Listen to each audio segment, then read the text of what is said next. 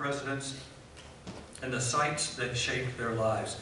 It's billed as a travel talk as we go from Stanton to Charles City and Whitfield to Winchester, visiting homes and historic sites of the Virginia presidents. Heather's book, Virginia Presidents, A History and Guide, which is for sale over here at the table. Please see her afterwards. It was published by the History Press in 2023. It includes profiles of each of the 8 presidents and descriptions of the museums, historic sites, and presidential homes in Virginia and surrounding states that tell their stories and, by extension, the story of our nation. Heather Cole is a public historian and writer living in Stanton, Virginia. She has worked in a variety of museums and archives, including as an interpreter for the Woodrow Wilson Presidential Library and Museum in Stanton. Heather currently works as an editor for Bridgewater College and runs Rock Street Press, a small publishing company specializing in local and family history. We're very fortunate to have her here tonight as she tells us about this amazing bit of history. So please help me welcome Ms. Heather Cole. Thank you. What a lovely introduction. All right. Let me see if I can get all my stuff here. So, thank you so much for having me out, and thank you for being here on this lovely evening when I suppose we could all be outside enjoying the sun lasting a little bit longer. It was nice to drive down here and still have it be light out. So, thank you. Thank you for being here. My name's Heather Cole. I'm not originally from Stanton, but I live there now. Has anyone, a couple of you have been to Stanton? Folks been to Stanton? You've been to Stanton. Okay. What do you know about Stanton? Statler Brothers. Statler Brothers. That president, what was his name? Yes, that president, what was his name? Yeah, he had a very interesting wife who's from Whitfield. Yeah, but who I love that most of the talks I give, folks are not familiar with Whitfield and aren't familiar with Edith. So we'll talk about her at the very end. But yes, Stanton was the birthplace of our 28th president, Woodrow Wilson.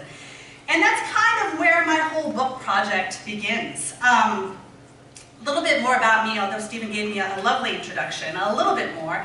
My background is in New England history. I moved down to Stanton about 10 years ago following my husband after having worked in museums and archives up in New England, and discovered to my surprise that expertise in New England history doesn't serve you very well in rural Virginia.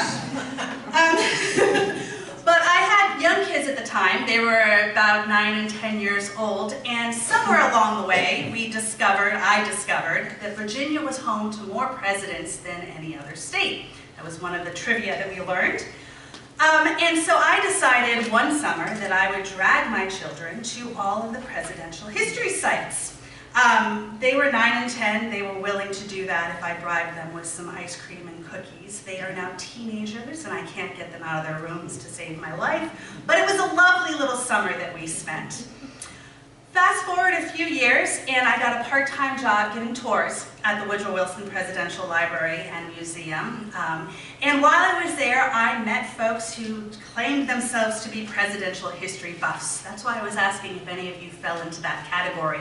This is an interesting group of people who spend their summer vacations and their spring breaks and the winter holidays visiting all of the presidential sites or all of the presidential libraries. And we would talk about places that they had been, places that they were going next, and it occurred to me that it would be really nice to be able to give them something that had listed the Virginia presidential locations.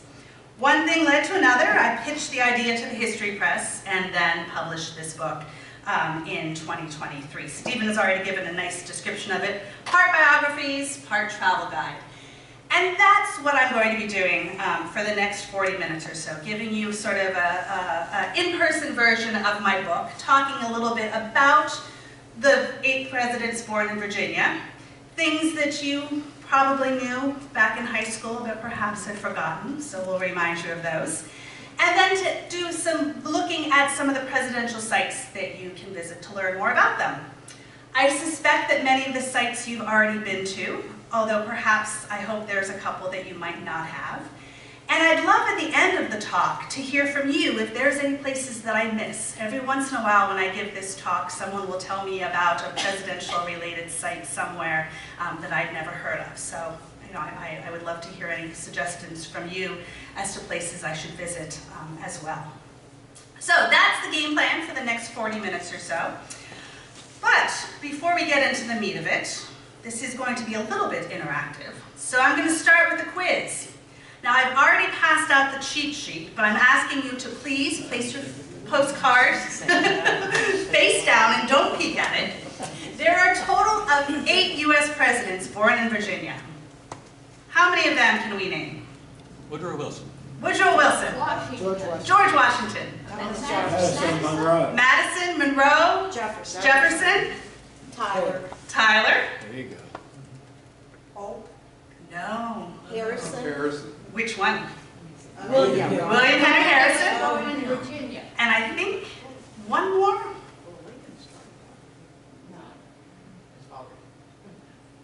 This is like the seven dwarfs. You never named the last one. All right. It was number 12. All right. Get almost all of them. George Washington, Thomas Jefferson, James Madison, James Monroe, William Henry Harrison, John Tyler, Zachary Taylor, and Woodrow Wilson. All right. So pretty good. Pretty good. You know, I have had 8-year-olds get all of them, but no shame. So I suspect most of you recognize this gentleman.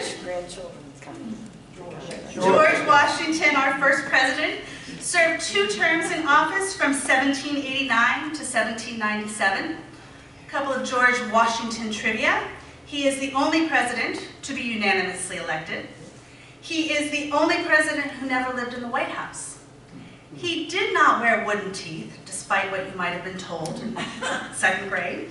But he did wear dentures that were made in part from the teeth extracted from enslaved people who lived on his plantation. There's actually a set of those dentures that you can see if you go and visit Mount Vernon. George Washington was born in 1732 on a plantation in Colonial Beach. Has anyone been there? Okay. East of Fredericksburg along the Potomac River, it was known as Pope's Creek Plantation, and it was a tobacco plantation that had been in Washington's family. However, when George Washington was born, no one knew that he would grow up to be president of a nation that did not yet exist. So no one saved the house where he was born. This is not the house where he was born. It's believed that the house where George Washington was born on Pope's Creek Plantation burned down sometime in the late 1700s. The land continued to be operated as a plantation, a number of buildings got built and torn down, and eventually the property was acquired by the state of Virginia. But by then, this is the 1850s, there was nothing left to really indicate where the original house had stood. In the 1920s, a group of women got together and lobbied to have the site dedicated as a national monument. They also, at that time, raised funds to have a colonial revival-style building built on what they believed at that time to be the location of the original house. So this is the colonial revival-style building that was built in the 1920s.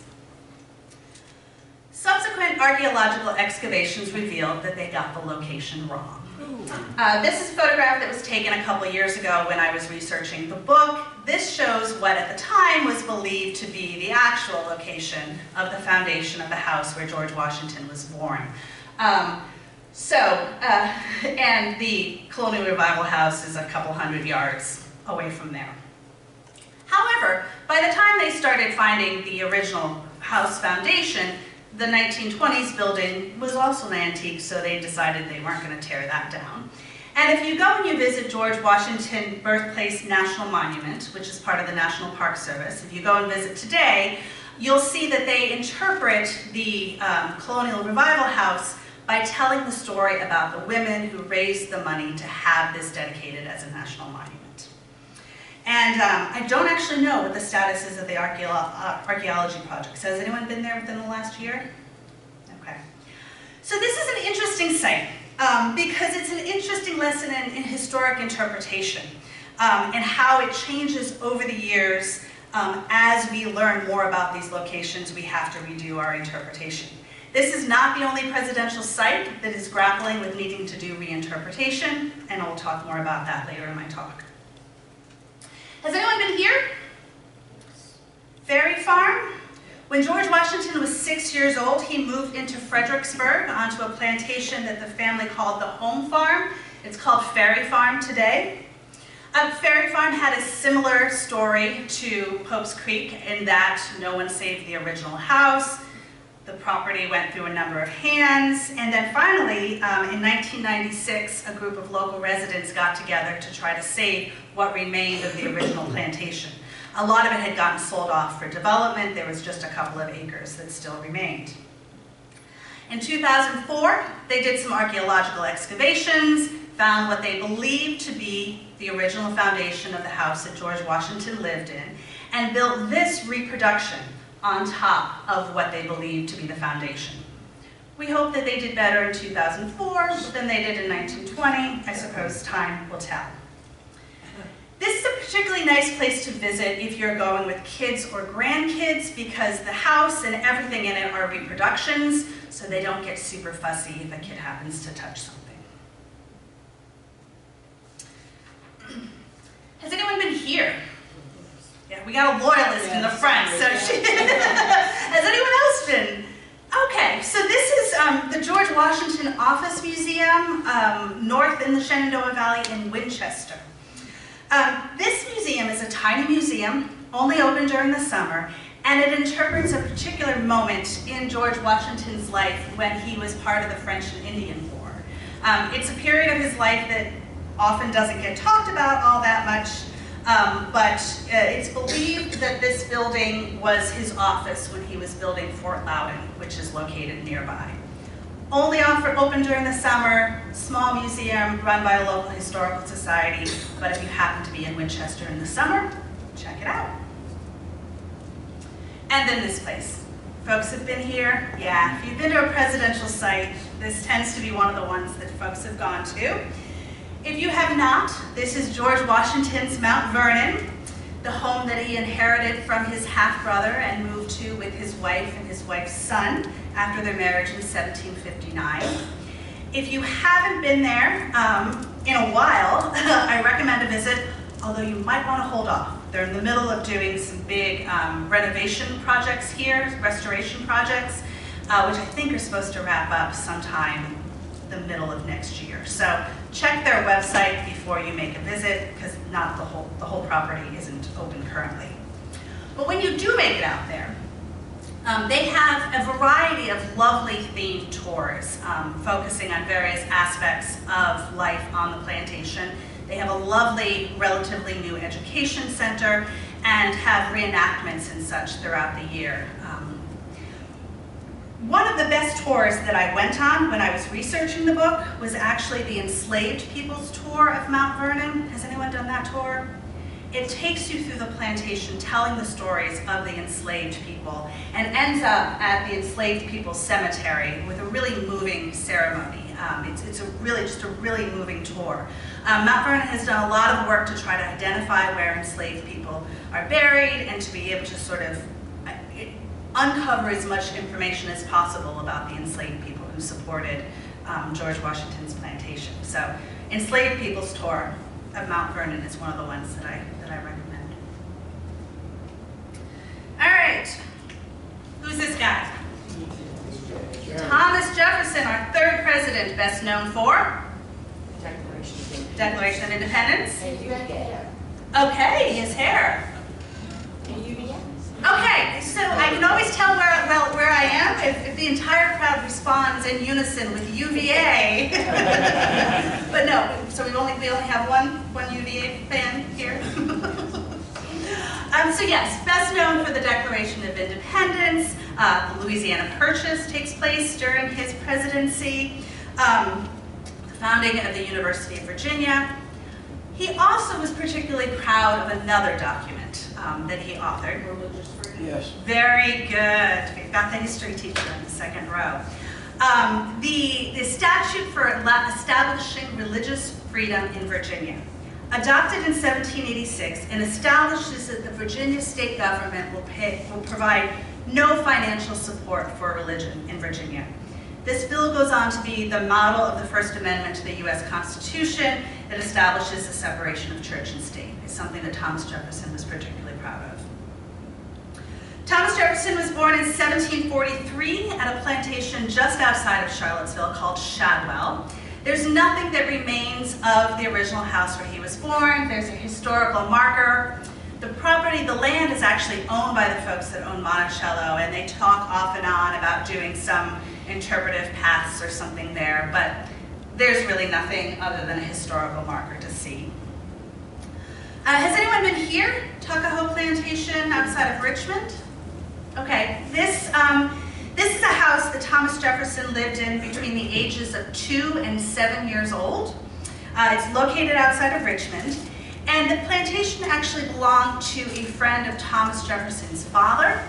This gentleman had some young children. He took ill, and he asked Thomas Jefferson's father, Peter, to come out and take care of his young children until they were old enough to run the plantation on their own. So Thomas Jefferson lived here with his family between the ages of 2 and 7. Anyone want to guess how old you had to be in order to be old enough to run a plantation back in those days? Almost. Other guesses? 12 years old. So yeah, yep. So the house is privately owned still. It's primarily operated as a wedding venue, but they do open it for tours on weekends during the summer. So it's called Tuckahoe Plantation. They have a website with information about when they're open. Was Tuckahoe the house that was used for filming, oh gosh, I can't remember the name of the series, about George Washington's spies?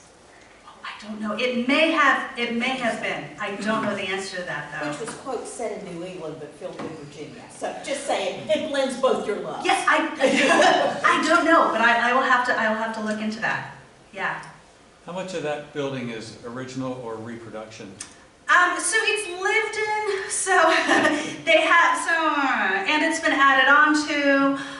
What is identifiably original are, if nothing else, are the windows, the glass in the windows, and they know that because there's etchings of names and dates on some of the windows, and apparently it was a thing that women would take their diamond rings and etch their name and dates at special occasions. So they have some of those that remain with the original dates. How much of the house is original, I don't know, but it has been continuously lived in over the years, so we assume they've made some updates. All right, what about this house? Folks been here? This is another place that folks tend to. Poplar Forest is next. We'll get to that one next. This one's Monticello, located in Charlottesville, Virginia. This is the house that Thomas Jefferson lived in for most of his life. Jefferson was a self-taught architect and spent more than 2 decades building, tearing down, and then rebuilding his mountaintop home. Or it would be more accurate to say that he did the design work and the actual labor was done by enslaved artisans and laborers. Monticello is another place that I recommend spending the entire day if you possibly can. There's a number of wonderful themed tours of the house that take place, and they have a lovely and really moving exhibit about Sally Hemings, who's the enslaved woman with whom Thomas Jefferson fathered at least 6 children. During the pandemic, Monticello started offering self-guided tours of the estate. I recommend giving those a miss.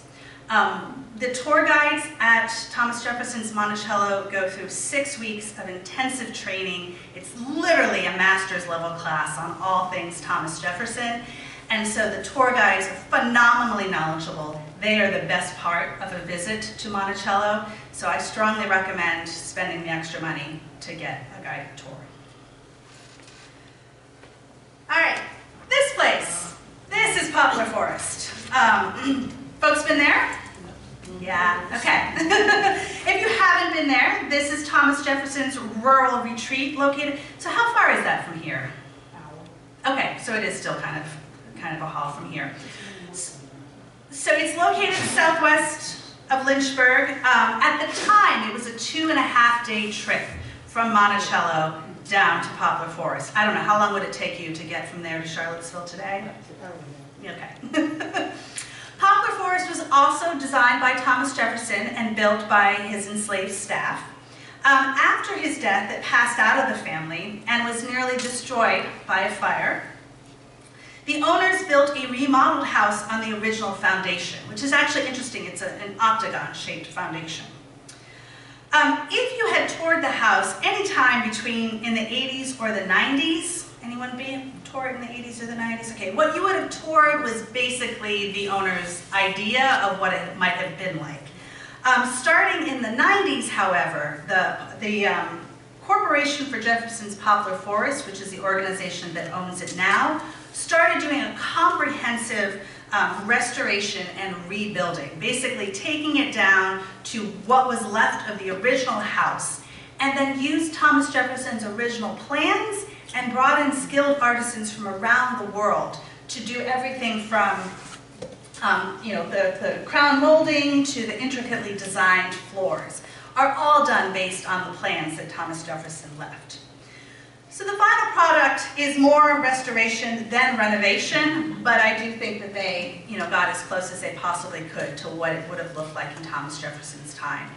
This was a decades-long project. It finally finished to about a year and a half or so ago. So if you haven't been there recently, it is now finished. All right, who's this guy? James Madison, 4th President of the United States, known for? The Constitution. Author of the U.S. Constitution. The university. Well, James Madison University, I don't think he actually had anything to do with the university, though, did he? Okay, all right, we'll take it anyway. He's named after, or it's named after him. Serves 2 terms from 1809 to 1817. James Madison was born in 1751 on a plantation in Port Conway, sort of southeast of Fredericksburg. The house where he was born is no longer standing. There is a house on this property that's operated as a bed and breakfast, but it is not the original house. So again, all we have is a historic marker. But we do have this place. Have folks been here? Yes. Yes, Montpelier. This is a house where James Madison spent most of his life.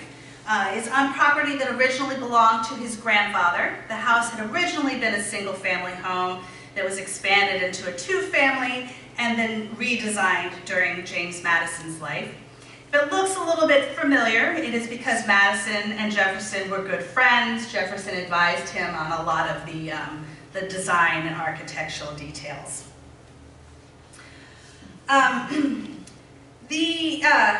After Madison's death, the property gets sold. Eventually comes under the ownership of the DuPont family.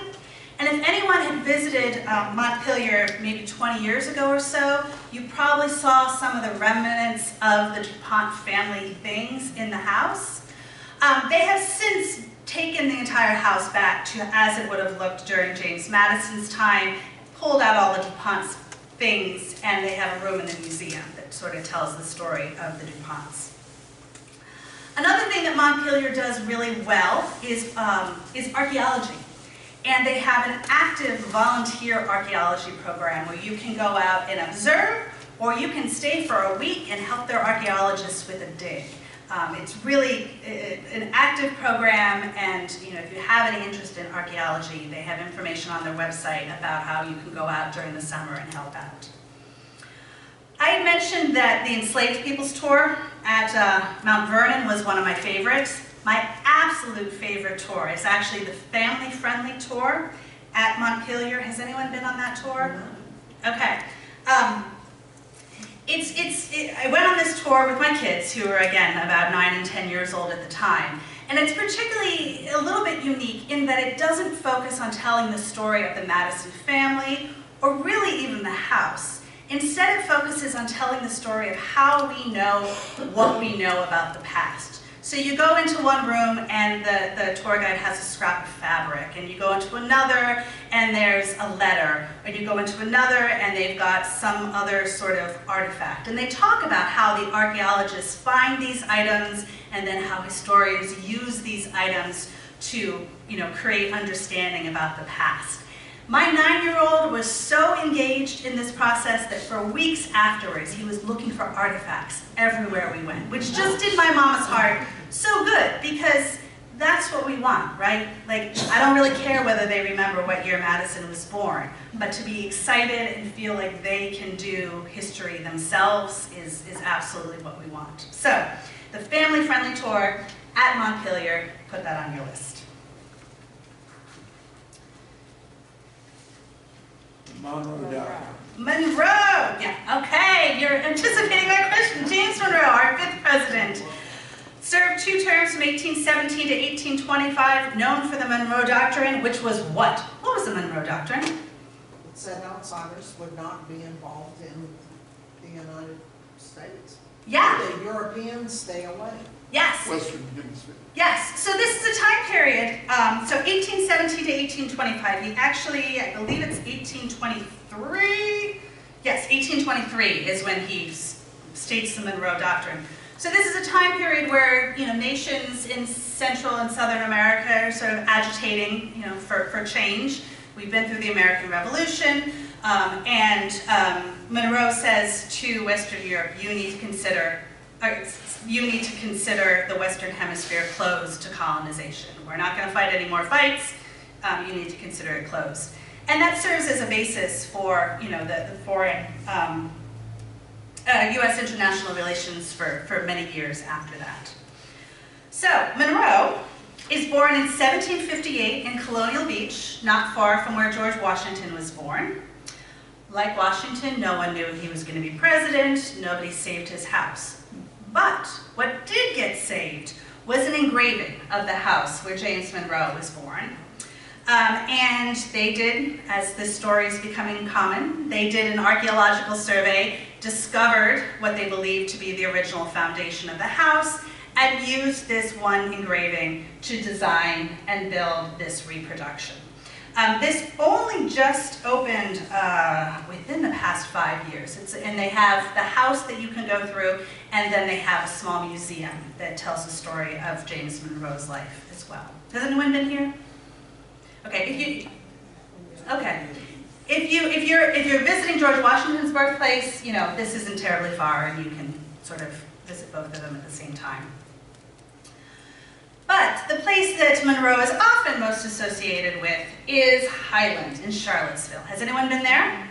It was known as Ashlon for a while, and then it was Ashlon Highland. They've gone back to calling it Highland, which is a name that it went by when Monroe lived there. Those of you who have been here, have you been here since the pandemic? Okay, good. So, like George Washington's birthplace, Highland is a great illustration of how history is never static. We are always learning new things about the past and must reinterpret the stories that we tell. So, Highland is located just down the street from Thomas Jefferson's Monticello in Charlottesville. The plantation was owned by Monroe, and he lived there with his family from roughly 1799 to 1826. In 1818, a guest house was built on the property. This will become relevant in a moment. After Monroe leaves the White House, he sells Highland and the enslaved people who lived there. The property passed through several hands, and the history of the property is a little bit murky over the next 100 years or so. What we do know is that there was a fire that burned down much of the original house that Monroe lived in, and that a couple of things were added to the property. Specifically, that yellow house there and that breezeway were added 1880s, 1890s, and then that row of white houses there, which are, those are reproductions representing where the enslaved people would have lived. But had you toured, sorry, one more thing. In 1974, the property was acquired by the College of William and Mary, and they started giving tours. So had you toured Highland any time from 1974, for the next 40 years or so, you would have been told this story. You would have been told that that house right here, right there, was a wing of the original house where Monroe lived. You would have been told that the rest of the house burned down, but this original wing still existed, and they interpreted that as part of Monroe's original house. 2012, they did some archaeological excavations and revealed that, as you might guess, their interpretation was wrong. So just to orient you, that's the yellow house. That white house is located somewhere over here, and the stuff that's dug up is the original foundation of the original house that they found. So what happened? Well, it turned out that the entire house had burned down during the fire. And the house, or the building that they had been interpreting as a wing of Monroe's house was actually this guest house that was built in 1818. So dated from the time that Monroe lived on the property, but was not actually a house that he would have lived in. So what do if you are a presidential home that no longer has a presidential home? To their credit, in 2020, when they had to close for the pandemic, they redid all of their interpretation and revised their exhibits. So if you visit today, they have moved things around. They've got historical markers around the original foundation and sort of point out what you're looking at. And then they have changing exhibits in the 1818 cottage. When I first visited, they had an exhibit that talked about traveling during Monroe's time. I'm not sure what they have there now. The plan is to have a series of rotating exhibits through there. It'll be interesting to see what they do long term. But to their credit, they did a good job of reinterpreting the site and really responding to the new information that they discovered and focusing on telling the story as they now understand it. All right, so those were the easy guys. Anybody know who this is? No? No? No? No, I don't. Okay, so it's okay if you don't recognize him. This is William Henry Harrison, our 9th president. He was such a bad It's okay that you don't recognize him because he wasn't president for very long. William Henry Harrison had a long political and military career out in the Northwest Territories, what eventually becomes Ohio and Indiana. He fought in the War of 1812. He fought in several wars against Native Americans. He fought against the Shawnee in 1811 in a battle that earned him the nickname Old Tippecanoe, if you've heard that. Yeah. That's him. By 1840, Harrison is a war hero, and the Whig Party, which is fairly new and has not yet had a successful presidential candidate, decides to run him as their candidate with John Tyler as his vice president. Tippecanoe and Tyler too. They win, and March 4th, 1841 is Inauguration Day. It is a cold, wet day in Washington, D.C., and Harrison delivers what comes to be the longest inaugural speech in U.S. history. It was nearly 2 hours long. Not long after, Harrison came down with a cold that progresses to pneumonia. This is 1841. And the best treatment that's available for the President of the United States is not a whole lot. He died on April 4th, 1841, after serving just 1 month in office. Harrison becomes the first president to die in office and still holds the title for the shortest presidency in U.S. history. But before any of that, he is born here, Berkeley Plantation in Charles City County. Anyone been there?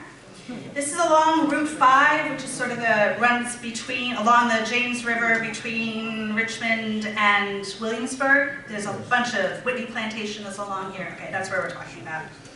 He's born here and lives here until he leaves for military service at the age of 18. Has anyone been here? You've been there. Okay, a couple of people have been there. So this place is kind of funny because depending on what tour guide you get, they either tell the story about William Henry Harrison throughout the entire tour, or he barely gets a passing mention. And why is that? It's because several other fairly significant historic events also took place at Berkeley Plantation, or so they claim. The first claim at Berkeley Plantation is that they claim to be the home of the first Thanksgiving in America. I disagree. I disagree with them every time I go on the tour. But I will let you go on that tour and decide if they can persuade you. They also claim to be the location of the first bourbon whiskey distillery in the New World. Are there any bourbon aficionados here? I don't. Okay. So do you buy that claim? Are they convincing in that claim? No. Okay. Fine. I mean, I imagine there's probably people in Kentucky that would argue with them. But okay. The third claim that they have, that they do have some good evidence for, is as the location where the song Taps was written. They have the original bugle in their collection. The plantation was occupied during the Civil War. I'm willing to accept at least one of three of their historic claims. But regardless, it's an interesting tour and demonstrates sort of the layers of history that can exist in one location if it's been around long enough. All right. This is Tyler. Yes, after Harrison dies, this gentleman takes office, John Tyler, our 10th president. He serves just one term, the remainder of William Henry Harrison's term, from April 1841 until 1845. John Tyler had been a state legislator and congressman before becoming vice president. And when he was elected as Harrison's vice president, the vice presidency was a largely ceremonial role. He likely expected that he could spend those 4 years sitting back home on his plantation in Virginia. So imagine his surprise when he gets a knock on the door a month later. So in addition to being the first president to become president after the death of another president, Tyler also has a couple of other claims to fame. His first wife died while he was in office, and he remarried fairly quickly, making him the first president to get married in office. He also fathered more children than any other president so far, a total of 17 children.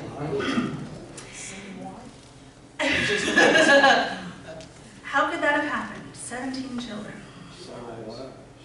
Yeah, 2 wives. He has his last child like 3 years before he dies, yes. And he is the only president so far to be elected to the legislature of a foreign country. Anyone want to tell me what that might have been about? Any guesses?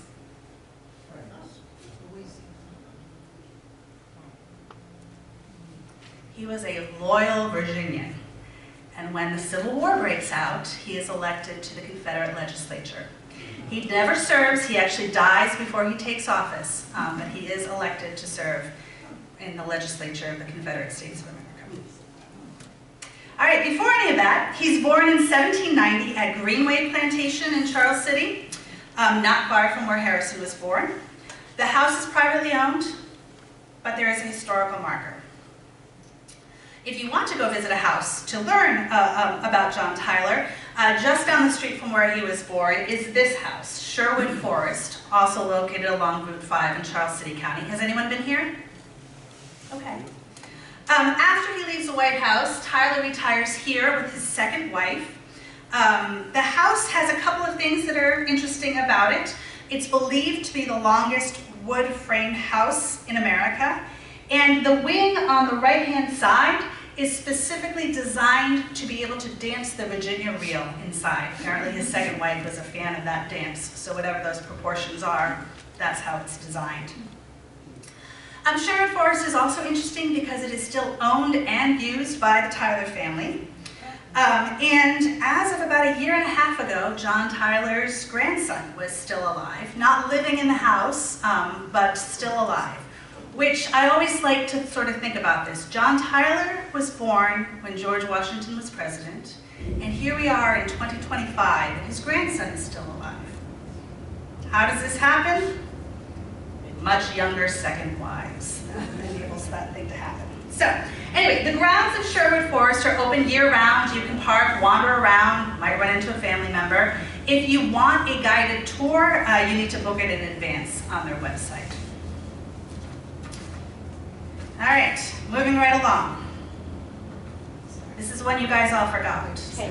This is Zachary Taylor, our 12th president. Again, he is one of the most often forgotten presidents. He had a long military career before becoming president, fought in the War of 1812, was a hero in the Mexican-American War. He is the first president to be elected president without having held any prior political office. He too, however, did not last terribly long in office. He took office in 1849, and then on July 4th of the following year, just a year and a few months into his presidency, he attends a 4th of July celebration. It was a hot day, and he is reported to have drunk a glass of cold milk and eaten a bowl of cherries. Shortly after, he developed stomach cramps that progressed to fever, vomiting, diarrhea, etc., etc.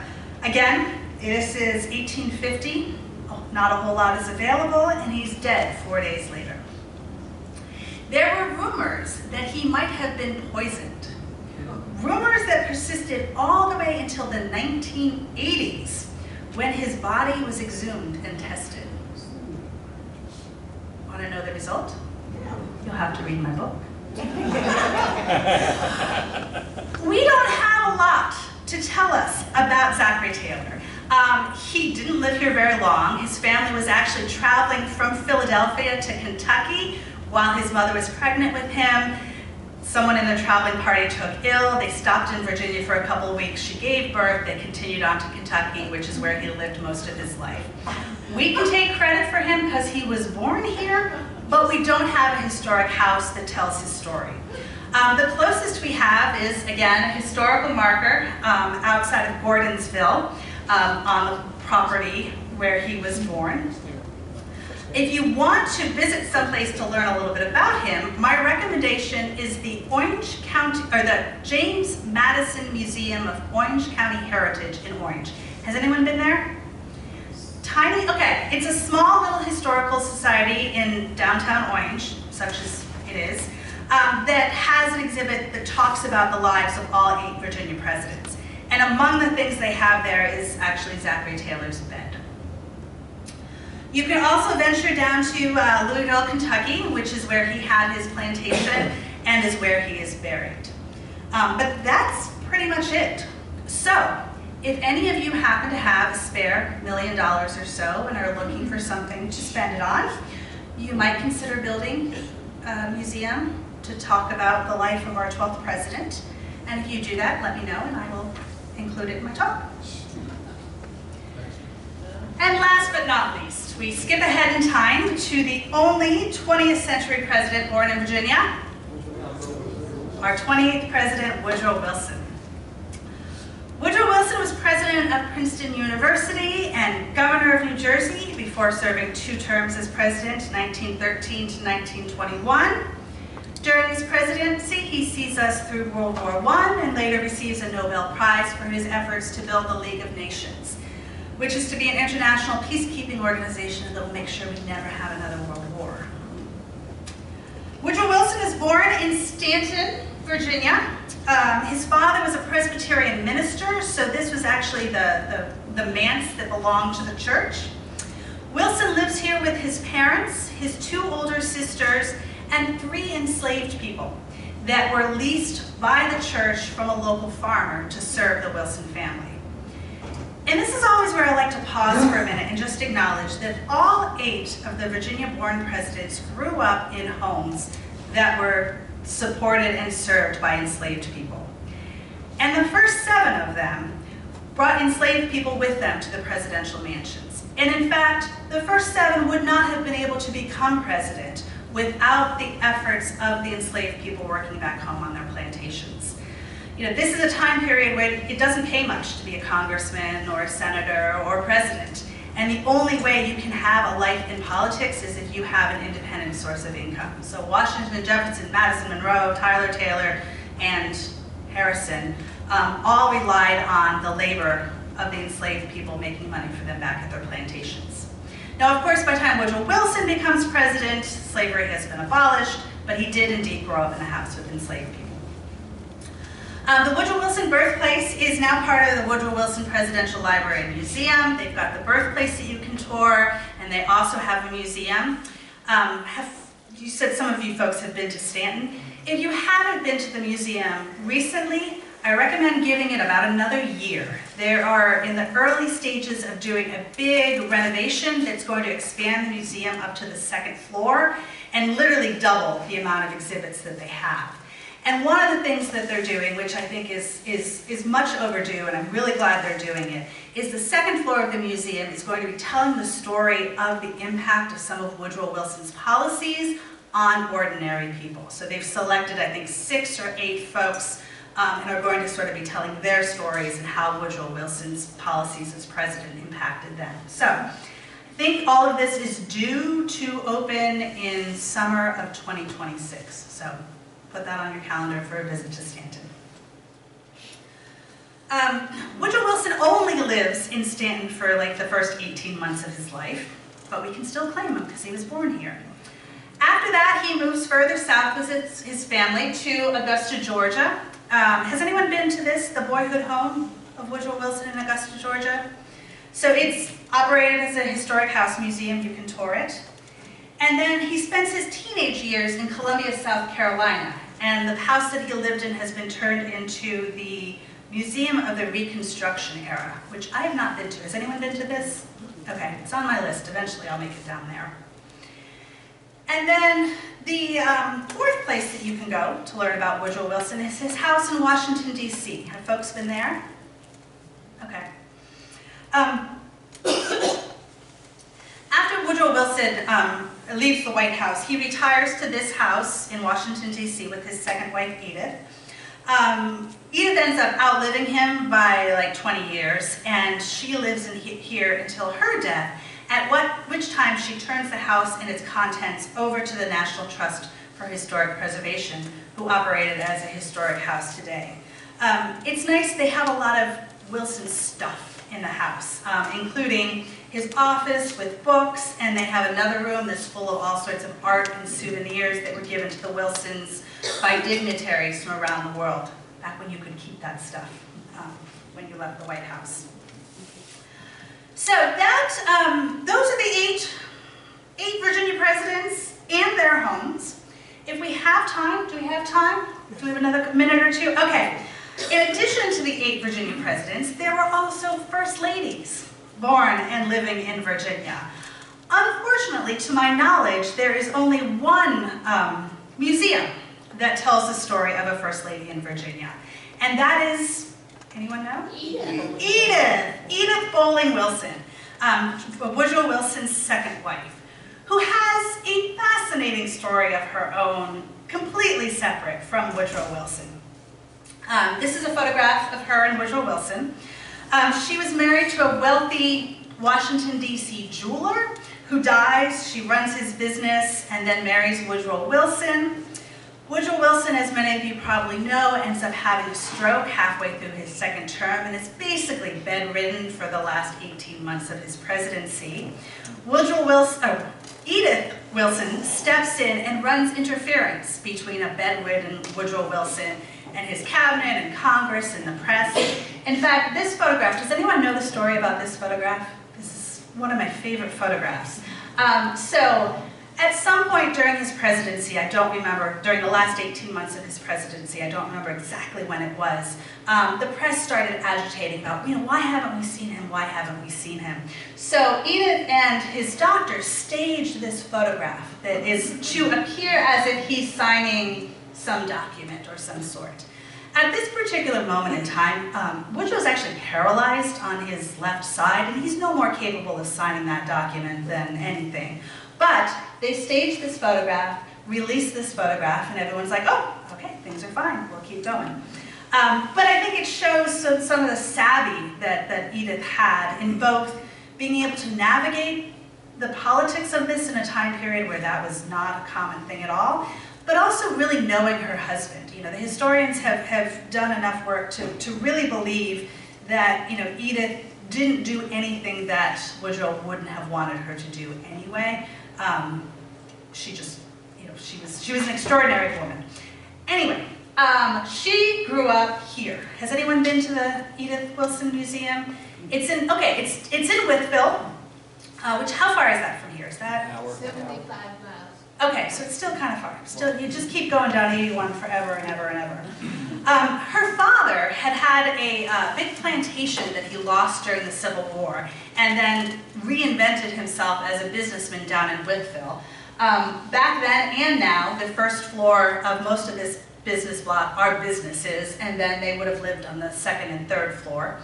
Currently, they have converted the storefront of a chunk of this building into a small museum talking about Edith's life, and they're in the process of trying to restore the second and third floors. Have you been there recently, within the past year? Okay.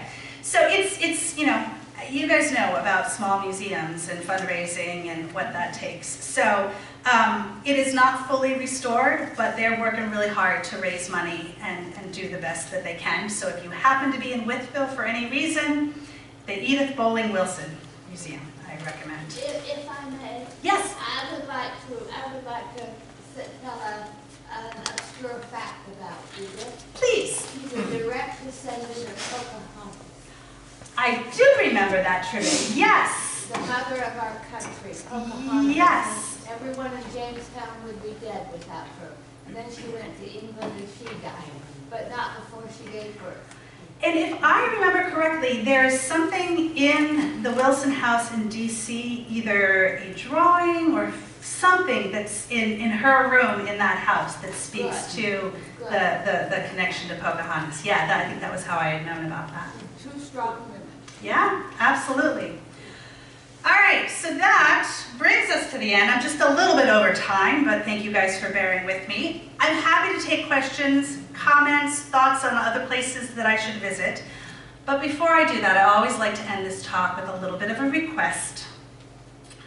As you guys likely know, so many of these small museums and historical sites are run by volunteers or often drastically underpaid staff. And as you are making plans for spring break or summer vacation, visits from family and such, I just encourage you to spend some of your time and some of your travel money visiting some of these small historic sites. Even if you've been there before, pay them another visit. They can't continue to exist if we don't continue to support them. So whether it be these presidential sites that I mentioned or your local historic house, get out there, come to their programs, tour their houses, take family and friends to tour their houses so that they can continue to collect and interpret and share these stories with us. Thanks so much. Thank you. Questions, comments, places I need to visit that I didn't mention? We have plenty of time for questions, so I want to ask initially to get started, tell us about your second book on presidents, the one on Okay. which is, by the way, available for sale over here. Of course it is. So, total of 8 presidents were born in Virginia. What state has the second greatest number of presidents born there? I guess Ohio. It is Ohio. Can anyone name the 7 presidents, Harding, 7 presidents born in Ohio? Oh, dear. Rutherford Hayes. Sorry? Rutherford Hayes. Rutherford B. Hayes, yes. Oh, yeah. McKinley? Okay, the first one, oops, sorry? Taft. Yes, Taft. Good one. First one was a Civil War hero. Great. Ulysses S. Grant.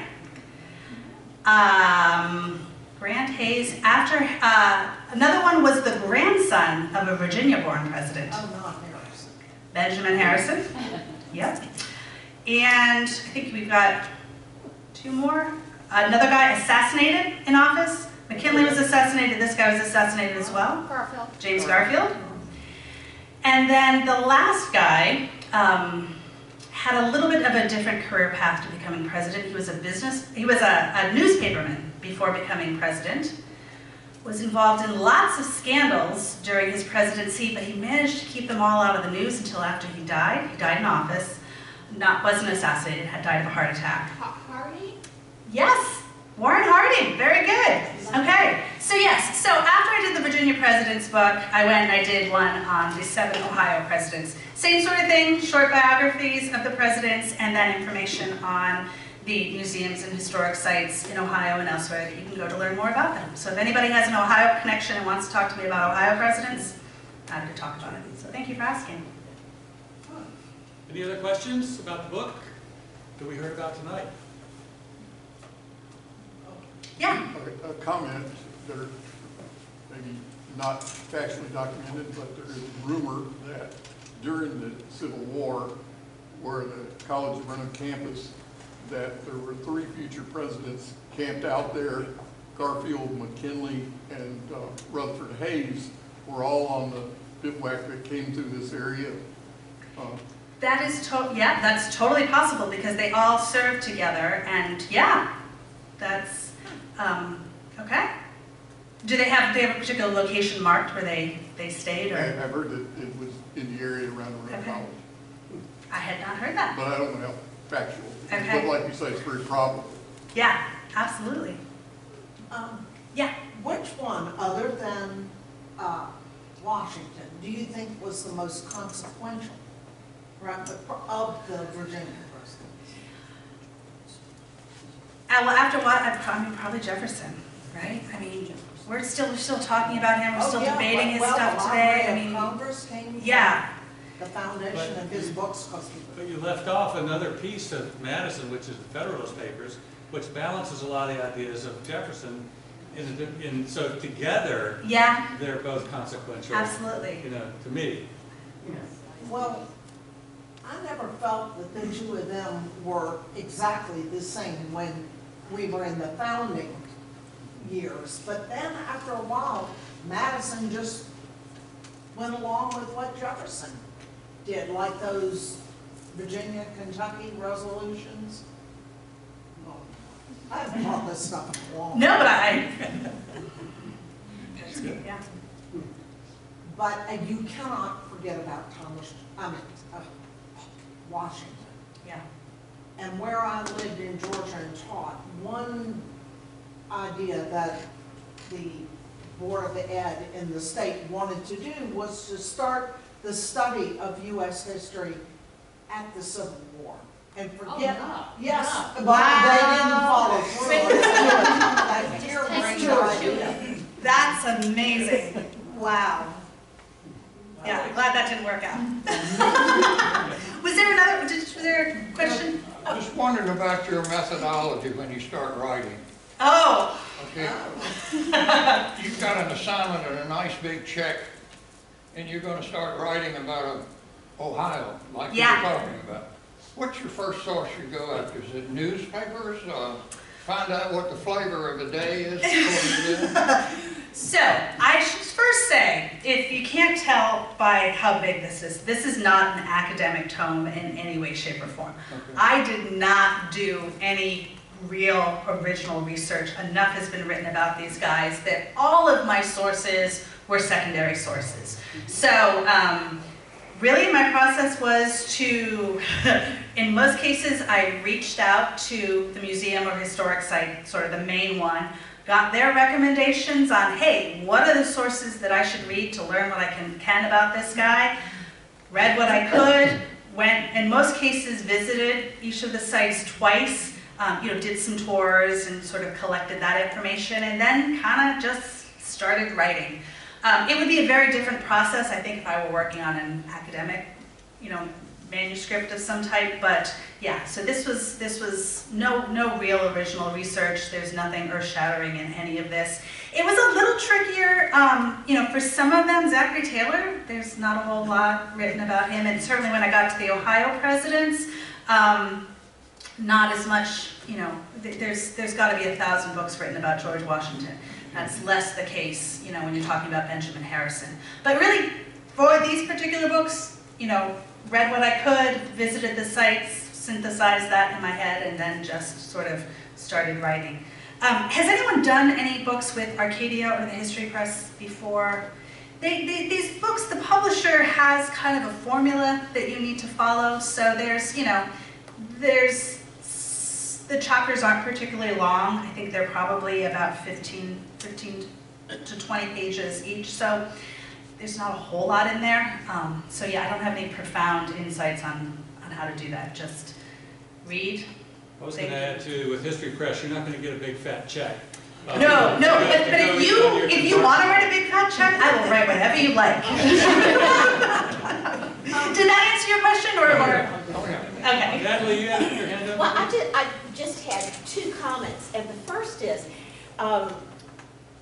once upon a time, George Kegley and I decided it would be great for the Historical Society to spend 2 years visiting the homes of the Virginia presidents. And so when we showed up at Sherwood Forest, we're doing the outside grounds tour, we had booked that, we're reading all the little plaques, and a Mercedes station wagon that had welded supports for shovels and rakes and post hole diggers pulled up.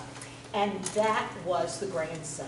Wow. He was running the farm from a Mercedes station wagon, welded, I mean, with all these farm equipment brackets welded to it, and he was delightful. He was a huge guy. Did you ever meet him? No, And no. He was tall, he was funny, he was the Virginia gentleman. You know, he That's- was lovely in every way. Wow. And I was so stunned that I was standing talking to the grandson of the 14th president, wasn't he the 14th? Sorry, 10. Okay, I mean, you know, I mean, it was stunning. That is an amazing story. Yeah, yeah, I mean, cute as button too. Oh my gosh, she was so funny. And the second thing is when